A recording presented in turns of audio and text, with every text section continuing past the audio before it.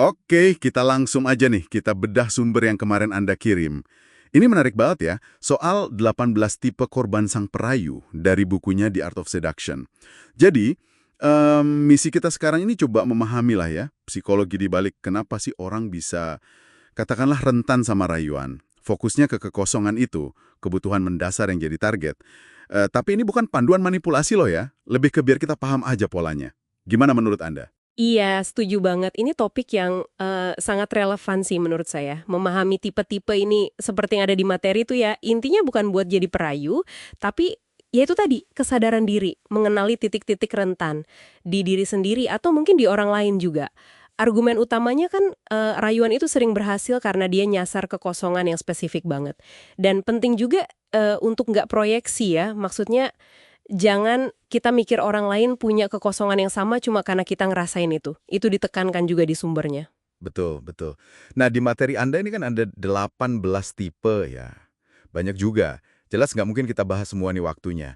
Jadi kita coba soroti beberapa contoh kunci aja kali ya, yang mungkin cukup kontras satu sama lain, biar kelihatan gitu ragamnya. Boleh, boleh. Dan prinsip dasarnya menurut si penulis buku ini ya, mengenali tipe ini tuh butuh pengamatan yang jeli. Nggak cuma lihat luarnya aja. Orang kan sering ya bangun citra tertentu gitu buat nutupin apa yang sebenarnya mereka rasain atau butuhin. Salah baca tipe, wah bisa fatal katanya. Oke, kita ambil contoh pertama deh. Ini yang kayaknya lumayan umum. Si pemimpi yang kecewa. The Disappointed Dreamer. Gambaran di bukunya itu, mereka ini orang yang ngerasa hidupnya kok gini-gini aja ya, rutin, bosen, terus diam-diam pengen gitu ada percikan romansa atau petualangan. Cirinya mungkin sering baca novel atau nonton film fantasi gitu ya. Atau kadang kalau ngomong suka tersirat nada kecewa gitu soal kesehariannya. Nah iya, di sini kerentanan utamanya itu ada di energi sama imajinasi mereka yang kayak nggak kesalurkan. Bukunya bilang gitu. Mereka gampang banget kepincut sama hal yang apa ya, berbau misteri atau romantis. Kasih aja sedikit umpan fantasi, wah imajinasi mereka langsung jalan sendiri. Tapi ya itu hati-hati juga. Sedikit aja ada sentuhan realitas yang kasar, itu bisa langsung buyar semua ilusinya. Intinya, mereka cari pelarian dari ya kebosanan itu. Cari pelarian ya. Oke, oke. Nah, kita loncat ke tipe yang beda banget nih. Ini bikin penasaran juga. Si profesor. Yang kelihatannya kan, wah, intelek banget gitu ya. Menguasai bidangnya, mungkin kesannya agak, gimana ya, intimidatif mungkin dengan pengetahuannya. Tapi kekosongannya apa nih kalau menurut sumber ini? Nah, ini dia kontrasnya. Justru di balik benteng intelektual itu, seringkali ada rasa nggak aman atau mungkin jenuh secara mental. Bosen sama pikirannya sendiri. Mereka ini mendambakan pelarian. Bukan dari dunia luar, tapi dari kepala mereka sendiri gitu. Sumber ini bilang, pujian yang nyentuh sisi sensual atau fisiknya, jadi bikin mereka merasa diinginkan secara fisik, bukan cuma otaknya aja yang dikagumi, itu bisa efektif banget. Stimulasi pengalaman baru yang sensori gitu seringkali lebih kena daripada kalau diajak adu argumen lagi. Biarin aja mereka merasa superior soal pikiran, tapi daya tariknya dibangun di level lain. Oh gitu ya, jadi justru nggak ngajak perang di wilayah kekuasaan dia ya? Menarik, menarik. Terus ada lagi nih, tipe yang juga unik karena kerentanannya justru dari kekuatannya. Si cantik, the beauty. Orang yang mungkin dari kecil udah biasa ya jadi pusat perhatian karena ya penampilannya. Kekuatannya kan dari tatapan kagum orang lain tuh.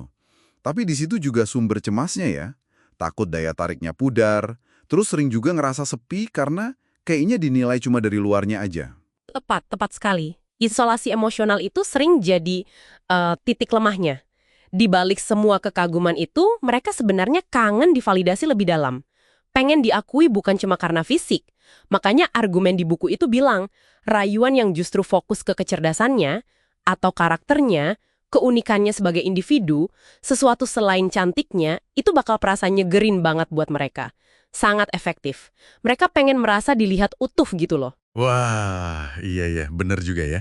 Jadi ini baru 3 contoh ya, dari 18 tipe yang ada di materi Anda. Dan perlu diingat juga, kata sumbernya kan orang bisa aja nunjukin ciri beberapa tipe. Tapi biasanya ada satu kekosongan utama yang jadi kuncinya. Nggak sesimpel itu emang baca orang. Betul. Dan kemampuan buat ngebaca di balik topeng sosial, ini yang ditekankan banget sebagai kunci di buku itu. Bukan cuma ngelihat, tapi memahami apa yang nggak kelihatan atau nggak diucapin.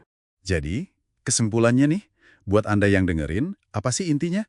Ya, seperti yang diulas di buku The Art of Seduction ini, rayuan itu seringkali menyasar titik lemah atau kekosongan yang spesifik.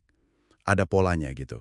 Bukan cuma untung-untungan, memahami pola ini ya minimal bisa bantu kita lebih waspada lah ya, lebih peka sama dinamika hubungan antar manusia. Dan ini jadi nimbulin pertanyaan yang lebih dalam lagi sih. Apakah ngenalin kekosongan ini cuma soal pertahanan diri aja, biar nggak kena manipulasi? Atau jangan-jangan ini juga ngebuka jendela buat kita memahami kerinduan dan hasrat universal manusia, kayak kebutuhan akan petualangan, validasi, pelarian, koneksi, yang seringkali jadi motor penggerak hubungan kita ya, serumit atau serapuh apapun itu. Materi ini kan kayaknya menyiratkan kalau pemahaman psikologi ini ngasih kita wawasan ya, bukan cuma trik. Betul. Sesuatu yang menarik buat Anda renungkan lebih lanjut. Sampai jumpa di pembahasan mendalam kita berikutnya.